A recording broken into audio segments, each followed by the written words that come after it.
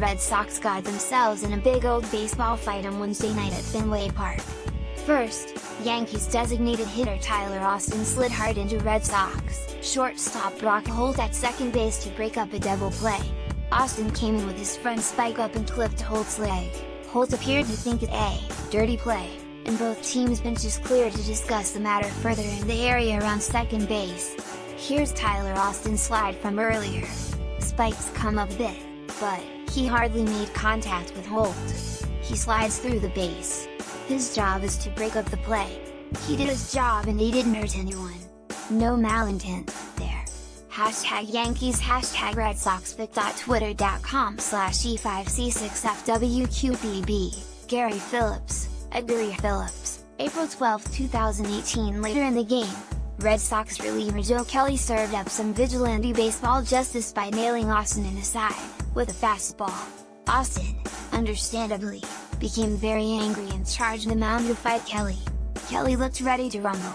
Here's the whole brawl in, nothing about Kelly's posturing there suggests he's a fearful man, and Kelly, a pretty good hitter by pitcher standards during his days as an NL starter with the Cardinals, generally seems like the type who'd welcome more turns at bat. Plus, in this instance, he plumbed Austin, the very man they believed guilty of the baseball crime he aimed to punish. But it, nonetheless, seems a weak move for a now pitcher, especially an AL reliever, to weaponize a high 90s fastball against an opponent when he stands practically no chance whatsoever of stepping into the box himself and risking the same treatment anytime soon.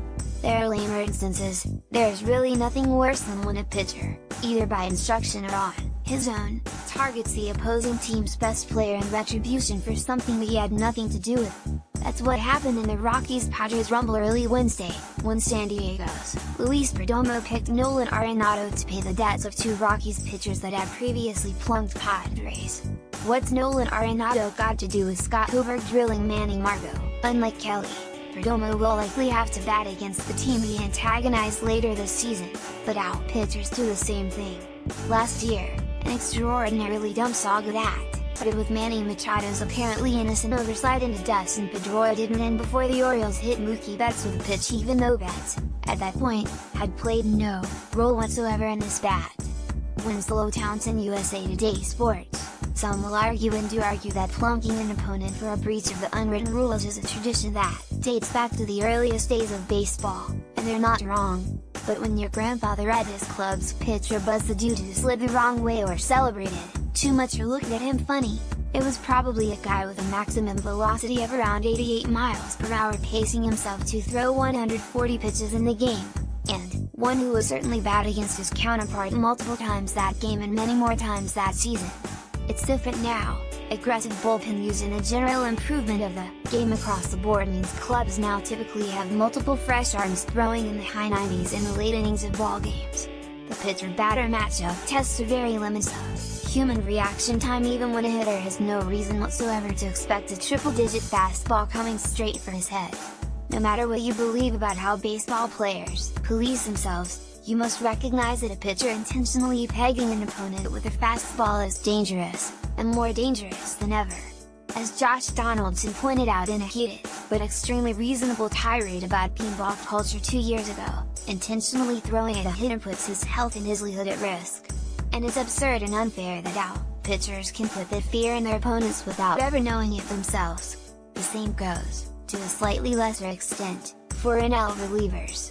And so if Major League Baseball wants to discourage such behavior to prevent some future outcome uglier than a few wildly thrown punches, here's an idea. In addition to whatever suspensions come from throwing at an opposing batter, an offending AL team should be forced to play its next game without a designated hitter.